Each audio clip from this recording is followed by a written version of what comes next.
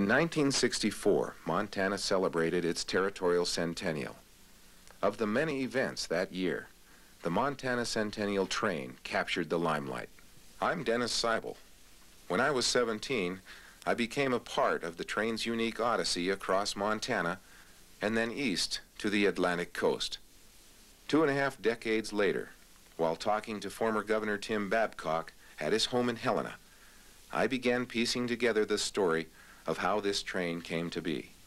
If I had not had a committee with the vision of Howard Kelsey and Odd Shockey and Hume and Tom Collins, we had some really top-level people that had imagination and a willingness to do something.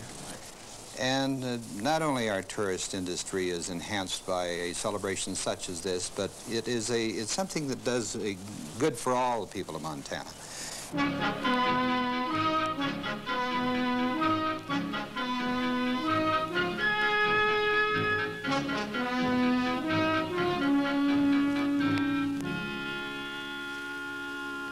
Dude rancher Howard Kelsey, concerned for some time about the lack of national awareness about Montana, took on the task to change that. Kelsey, once chosen by a national cigarette firm to promote its product, seemed the essence of the mythic West. Several people showed concern in not knowing where Montana was. In fact, in one little group that we were visiting, and one of them said, well, where is Montana? And somebody else said, well, it's north of Omaha.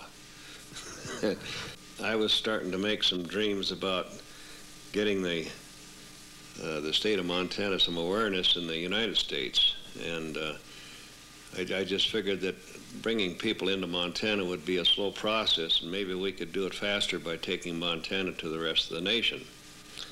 I invited Governor Nutter up to the ranch, and this was in the fall of '61, I think September. And I spent about an hour across the table from him and reviewing what I had in my mind, and I had it pretty well figured out. And he didn't say anything, and when I finished, why, he said, let's do it. During the next few months, I had mentioned it to Tom Collins, a very close friend of mine, and also Uppy Upshaw, who was a well-known figure in the state of Montana, and they got real excited about it. And they started talking it up with various acquaintances throughout the state of Montana, and it gathered some momentum, and I knew then that it had possibilities. He had this idea that I didn't think at the time it would ever become a reality, because it was such the magnitude of putting a train together when we didn't really have a train. It was just an idea then, but I don't think I've ever seen anyone who had the tenacity that Howard Kelsey has. He had this idea, and he was going to see it through. Tim Babcock succeeded Donald Nutter as governor after Nutter died in a plane crash in January 1962. Like Nutter, Babcock supported the idea of a traveling Montana exhibit. The governor immediately put me on that commission on the executive board, and then the governor reminded me that we were going to need some money, and I was very aware of that. We went to the legislature and had several of the committees involved in the governor's conference room and revealed the story on what we had in mind. And by gosh, it set the stage for what was to follow. Kelsey organized the Centennial Train Committee to help assemble the pieces of an increasingly complex puzzle. Problems ranged from acquiring a train to bathing its passengers. Well, first of all, the program was put together so that each passenger on the train, and there were to be 300, would be paying $500 for the trip. And this would be a package price, which would include their meals. But we made it specifically understood that they would be asked to do some work on the train and to help promote Montana on our train trip through the states. When Howard Kelsey came and talked about his grand scheme of taking 300 Montanans and the horses and the stagecoaches and the $1 million worth of gold all across the United States, I got so caught up in the excitement and the exhilaration of such a wild idea that I said I'd like to be a part of it. And so I was asked to serve on the committee.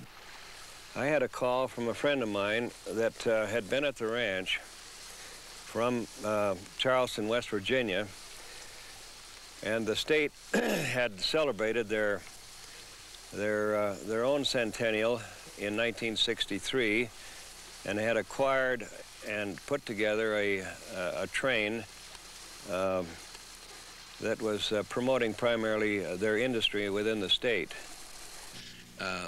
I can recall being at the ranch when the delegation from the state of West Virginia came in to sell us the train.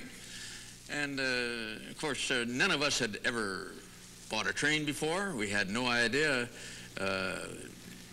what the thing was worth, but we had a great time negotiating and finally bought that train.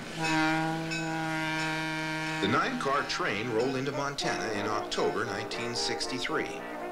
3 were then converted into exhibit cars with the aid of the Montana Historical Society.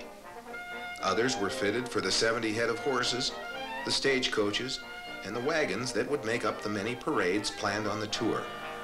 But Kelsey now faced a thirst that ultimately would never be quenched. The train committee needed money. Earlier that year, the legislature appropriated $200,000 for the full Centennial celebration. Governor Babcock signed the bill, surrounded by Upshaw and supporters Clyde Hawks, Sam Gillooly, and Tom Judge. The train committee would receive $85,000 of that, but its needs were now approaching $400,000. Short on money, Kelsey was never short of ideas. One of the first contacts I made was this gentleman right here, Jack Hume, who had just sold his dude ranch, and we had been very close to each other in our common problems. One of the first things I did was contact all the chambers in Montana, acquaint them with what we were starting out to do. My job was, one of the jobs anyway, was trying to raise some money for the Centennial train through the different industries and banks and private people. One was, as I recall, selling brands to all of the ranchers in the state of Montana that were made out of copper, and Jack requisitioned the copper through Anaconda Copper Company, and they provided it free of cost.